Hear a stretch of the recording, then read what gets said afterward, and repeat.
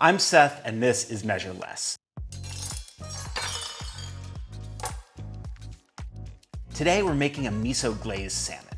This dish was made famous by Nobu, where you can buy it for $43. But honestly, it's incredibly easy to make at home. Nobu classically uses black cod, but black cod is hard to find and actually upsets lots of people's stomachs. So I'm doing it with salmon instead.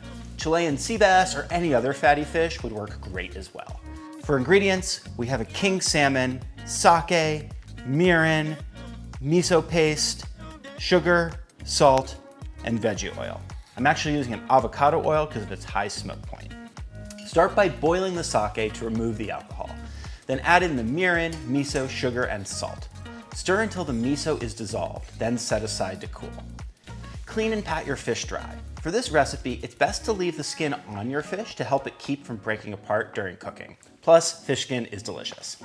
Once your marinade has cooled, pour it in a Ziploc bag or non-reactive dish along with your fish and refrigerate for 12 hours up to a day. When you're ready to cook your fish, heat up your broiler on high with a cooking rack positioned about 8 inches under the broiler element.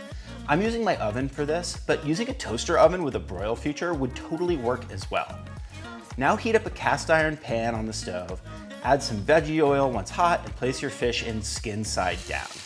Then put this under the broiler. Starting with a hot pan ensures your fish skin will crisp up nicely and cook from the top and bottom.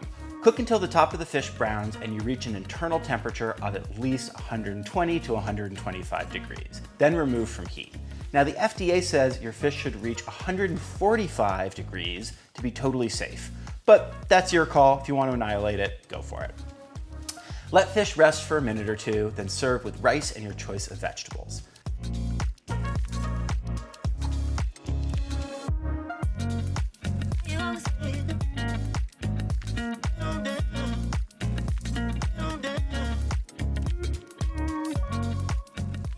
Like this video, follow me on Instagram and YouTube.